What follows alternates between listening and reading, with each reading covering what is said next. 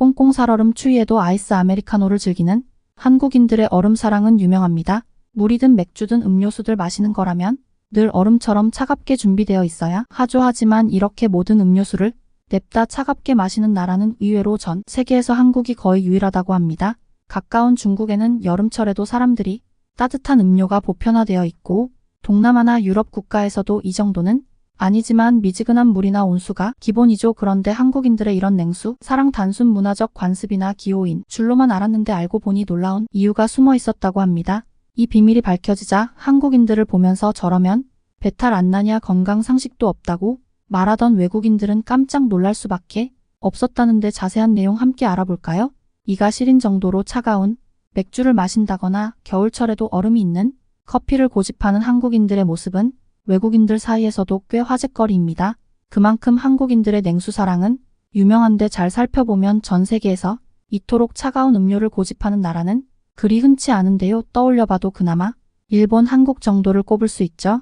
그런데 이게 한 나라의 특유의 문화나 기호인 줄로만 알았는데 한국인들이 예로부터 차가운 물을 즐겨 마실 수 있었던 특별한 비밀이 밝혀져 화제가 되었는데요. 그 비결을 다름 아닌 한국의 깨끗한 수질 때문이었습니다. 실제로 대한민국은 수돗물을 식수로 사용할 수 있는 몇 안 되는 국가 중 하나죠.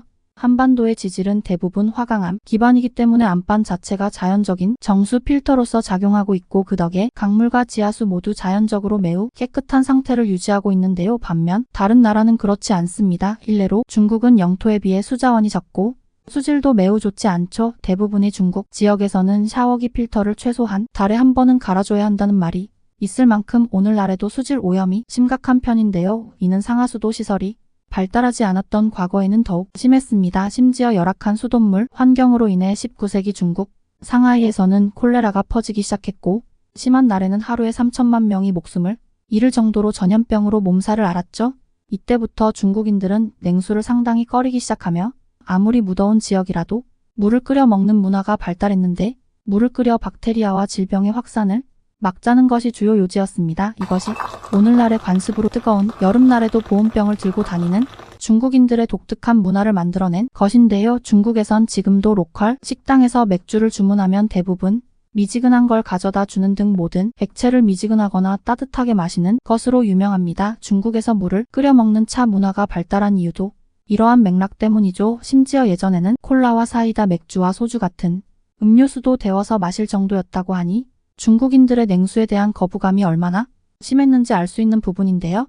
그리고 이는 선진국인 대부분의 유럽 국가들도 마찬가지입니다. 비록 이런 국가들의 상하수도 시설이 발달해 있다곤 하지만 지질학적 요인으로 인해 수돗물에 석회가 포함되어 있는 나라가 많은데요. 유럽의 지질은 대부분 석회암 기반이기 때문에 기본적으로 지하수의 석회질이 다량 함유되어 있을 수밖에 없습니다. 이게 실제 어느 정도인지 실험을 진행한 결과 수질이 깨끗하다고 알려진 유럽 국가들 석회질의 영향 때문에 샤워기 필터가 회백색으로 변해서 충격을 안기기도 했죠.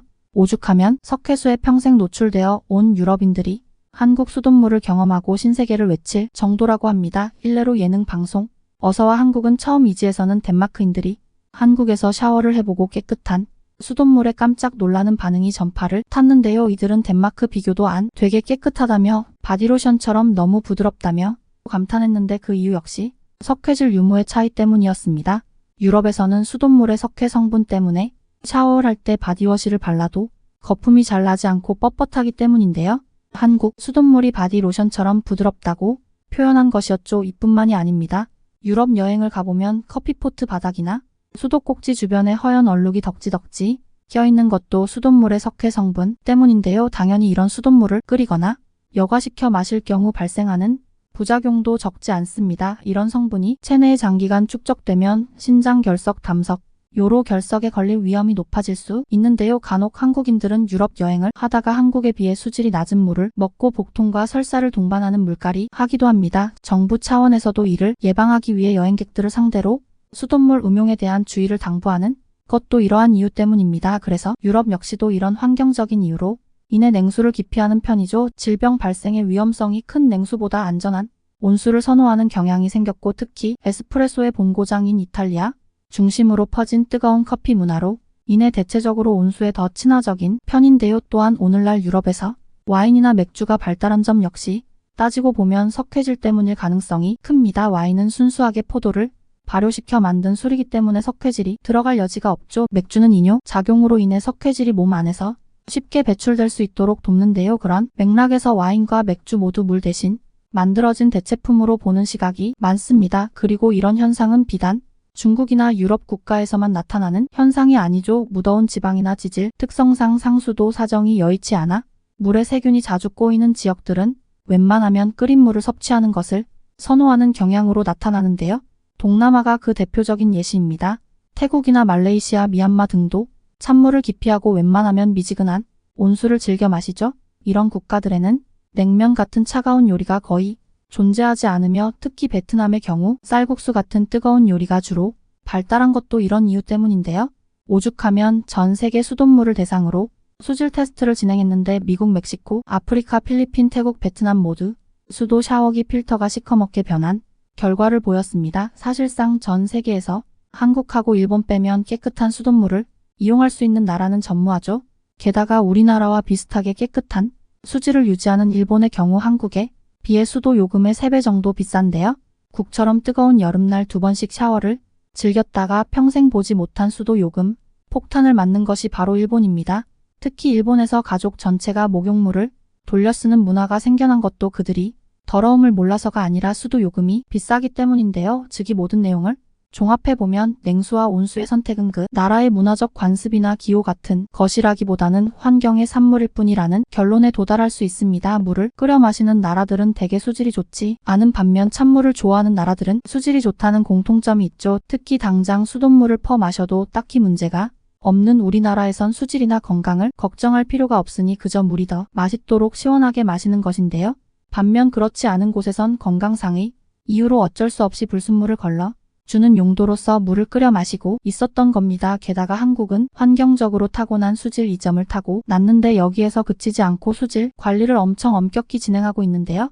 가끔 수돗물에 이상이 발견되거나 유해물질이 기준치 이상이라는 검사 결과가 나오면 곧바로 뉴스와 신문 일면에 소개되며 국가에서 원인 조사와 수리에 들어갈 정도로 수질 검사를 꼼꼼하게 하고 있는 편입니다. 그리고 사실상 몇 개의 선진국을 제외하면 이 정도로 상수도를 까다롭게 관리하는 나라는 존재하지 않는다고 하는데요. 이렇듯 대한민국의 수돗물은 주요 국가들 중에서도 상위권에 속하기에 서울시에서는 아리수는 그냥 마셔도 됩니다. 라고 식으로 당당하게 공익 광고를 진행하고 있는 것입니다. 언제든지 깨끗한 물을 24시간 365일 사계절 내내 부담 없이 쓸 수 있는 우리 상수도에 대한 고마움이 저절로 밀려오는 순간인데요. 세계 최강 선진국들도 가지지 못한 물 복지를 실천하고 있는 우리나라의 깨끗한 수질이 전 세계에 더욱 널리 알려지길 바랍니다. 이상으로 진실만을 전하는 코리아 팩트였습니다. 영상이 재밌으셨다면 구독과 좋아요를 눌러주세요. 저에게 큰 힘이 됩니다. 오늘도 좋은 하루 보내세요. 감사합니다.